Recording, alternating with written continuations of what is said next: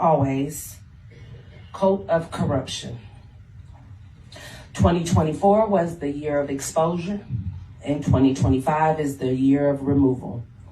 And so today I come down here because I hold in my hand the security bond that have expired for the sheriff. I hold also his power of attorney. I did an open records request to get this information a few times. I've just done a new one to get his new one. Because if he doesn't have an surety bond, which I know you guys voted on it the last time, we don't have a sheriff if he doesn't have a bond. I know that she sat there and said she didn't know what the penalties were, but if she would take the time out to read 15 Georgia Code 1516-5, along with the other couple of codes, all of you would be in violation if none of you had in operating up under a surety code. I mean, you know what I'm talking about, bond, security bond. Any one of you would be in a violation and cannot operate in your position if you don't have one. So if he doesn't have one today, he is not Fulton County Sheriff. Let me say that again for y'all and where she go, sticking up for him. Because that's what it sounds like. Right now, this sounds like you guys are allowing him to pimp you. Okay? I'm just put it out like that. Because how is it that this is one person that have more deaths, more bodies up under his badge than any other sheriff? Other sheriffs have been removed for less than those funds. The sheriff's office. Who made the decision to expend those funds?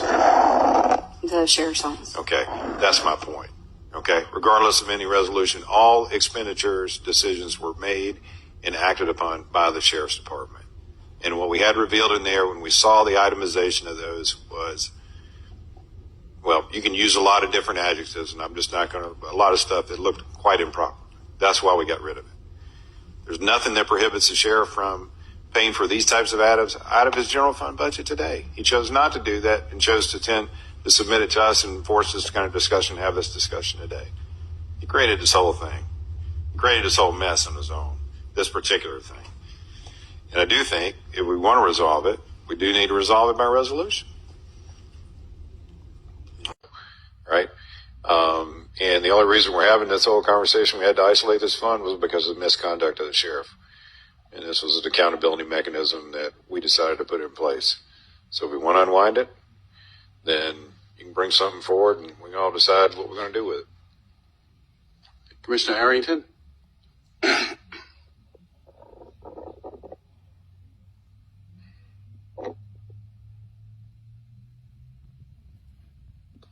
I agree that this should be general fund money.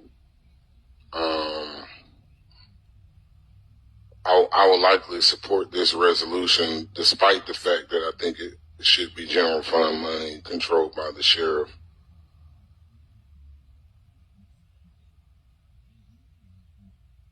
I don't know that it's accurate to say that the reason this money was, or that the inmate welfare fund was because of the action of the sheriff.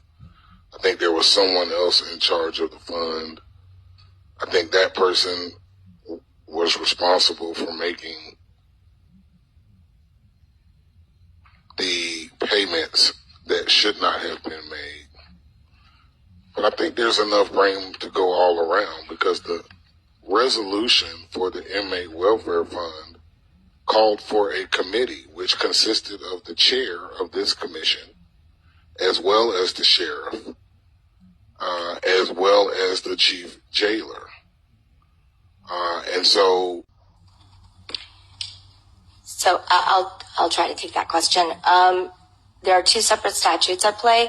One of them requires the sheriff to obtain a bond in the amount of $25,000. It's not just the sheriff, each elected official, right? Yes, but this specific statute deals with the sheriff.